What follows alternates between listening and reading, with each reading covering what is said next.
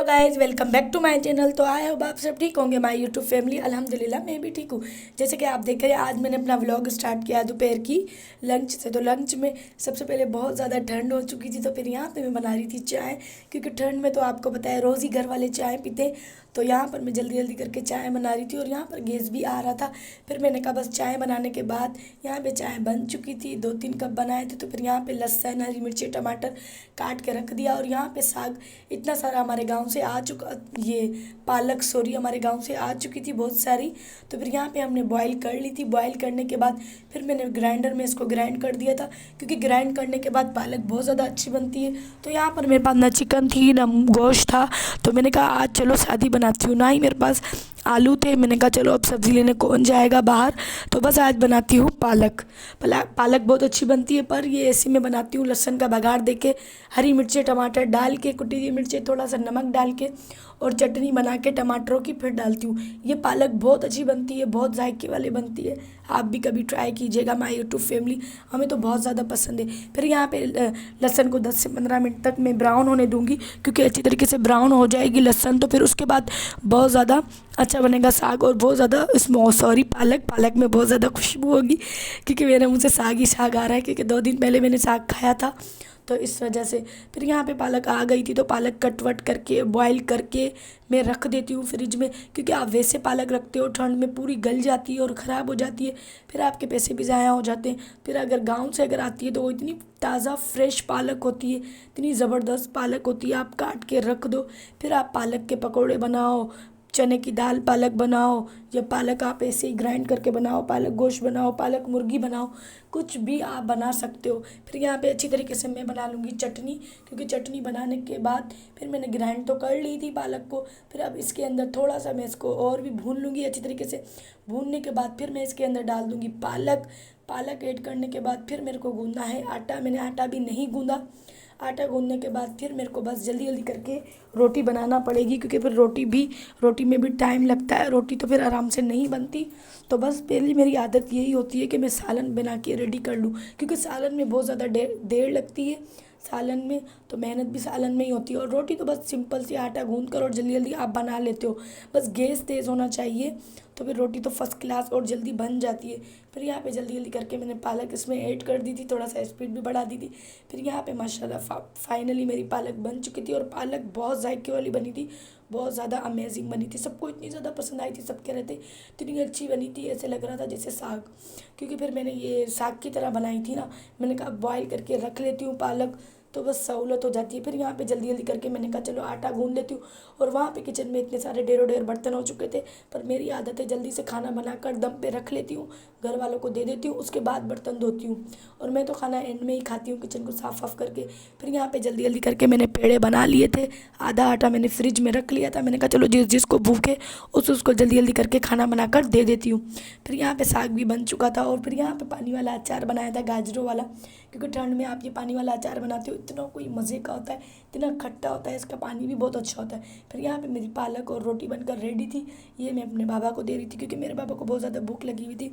मेरे बाबा को बिल्कुल भी भूख बर्दाश्त नहीं है, भूख होती है तो बस वो कहता है जल्दी से खाना बना दो। फिर यहाँ पे इतने सारे बर्तन हो चुके थे, आटे वाला थाल भी हो चुका था, पेन भी हो चुका था। जल्दी जल्दी करके मैं बर्तन धो रही थी, क्योंकि हमारे घर वालों की आदत है सबसे पहले चाय पी लेते हैं, चाय पीने के बाद ही खाना खाते हैं। और बेसिकली मेरे अब्बू की भी आदत यही है, क्योंकि ठंड हो गई है, ठंड में तो आप 3 से 4 बार चाय आपके घर में लाजमी ही बनती है। लेकिन बस मैं एक वाइट शख्स हूँ, मुझे चाय से इतनी नफरत है, मुझे चाय बनाती ज़रूर हूँ लेकिन पीती वगैरह नहीं हूँ, मुझे चाय बिल्कुल भी नहीं पसंद, मैं चाय से बहुत ज़्यादा इरिटेट हो जाती हूँ। फिर यहाँ पर जल्दी जल्दी करके मैंने कहा चलो बर्तन धो लेती हूँ। और शिंक ने इतना कोई बेजार किया होता, पत्ती या चावल कुछ भी होता है, टमाटर वगैरह, हरी मिर्चों की डंडियाँ, ये फंस जाती है, तो ये शिंक बंद हो जाती है। बट शिंक बंद हो जाती है तो आप इतना परेशान हो जाते हो, फिर आपका जो आधे घंटे वाला काम होता है वो आपको 1 घंटे में हो जाता है। फिर यहाँ पे मैंने कहा चलो पेन को भी अच्छी तरीके से धो लूँ, कटोरियाँ वटोरियाँ, क्योंकि किचन मेरा बहुत छोटा सा है, बहुत, तो यहाँ पर बस छोटा सा किचन है, पर शुक्र है बस अल्लाह का अपना घर है। तो अपना घर भी बहुत बड़ी बात है महंगाई के दौर में, और किराए वाला घर होता है तो कितनी परेशानी होती है, फिर रेंट देना पड़ता है। तो यहाँ पे बस छोटा सा है, शुक्र है अपना घर है, अपने घर में बहुत ज़्यादा खुश है। फिर यहाँ पे जल्दी जल्दी करके दूसरी पिरोटलों को भी मैं झाग लगा रही थी, क्योंकि किचन इसलिए छोटा है, हमारा स्लैब भी बहुत छोटा सा है, इसलिए तो फिर स्पेस नहीं होता। अगर सालन रोटी या देगची वेगची पड़ी हुई होती है तो फिर परेशानी होती है। फिर यहाँ पे हमारा पानी इतना स्लो आ रहा था नलकों में, पता नहीं क्यों। टैंकी तो फुल भरी हुई थी, पानी भी आ रहा था, लेकिन नलकों में ना कचरा फंस चुका था। कभी कभी ऐसा होता है कि नलों में कचरा फंस जाता है, मिट्टी वगैरह, तो पानी फिर इतना स्लो स्लो आता है, आप बर्तन नहीं धो पाते हो। तो मेरे साथ भी यही हो रहा था कि मैं बर्तन इतना स्लो स्लो धो रही थी। झाग लगा के तो मैंने रख लिए थे, पर पानी से धोने में बहुत ज़्यादा परेशानी हो रही थी, इतनी कि बस थोड़े थोड़े मैं आस्ते आस्ते धो रही थी। अगर मैंने कहा चलो जल्दी जल्दी धोती हूँ तो फिर ये बर्तन सारे गिर जाएंगे सिंक में और फिर सारी मेरी मेहनत ख़राब हो जाएगी। तो मैंने कहा चलो बस आस्ते आस्ते भी धुल तो रहे ना, एक दो चीज़ें सिंक में भी रख लेती हूँ, जल्दी जल्दी करके साबुन लगा कर बर्तन धुल जाएंगे तो बस, तो फिर टेंशन नहीं होती आपको। फिर यहाँ पे बस पानी तेज़ होना चाहिए। पानी आप देख रहे हो किस कदर सा थोड़ा थोड़ा आ रहा है, ज़रा ज़रा सा पानी आता है, ज़रा ज़रा सा पानी भी आना नहीं चाहिए, तेज़ पानी आता है तो फिर आपका काम हो जाता है। और अब तो माशाल्लाह इतनी ठंड बढ़ चुकी है बहुत ज़्यादा, क्योंकि जनवरी में तो फिर ठंड इतनी होती है कि बस, फ़ेब में तो फिर कम हो जाती है, और मार्च में तो बस तो फिर गर्मियाँ आ जाएंगी। बस अब 1.5 महीना ही है सर्दियों का, तो बस सर्दियों में इंसान खूब इंजॉय करे। फिर वहाँ पे मैंने अंडे भी बॉईल करने के लिए रख लिए थे, और काली मिर्ची भी कूट ली थी, नमक भी रख लिया था साइड में।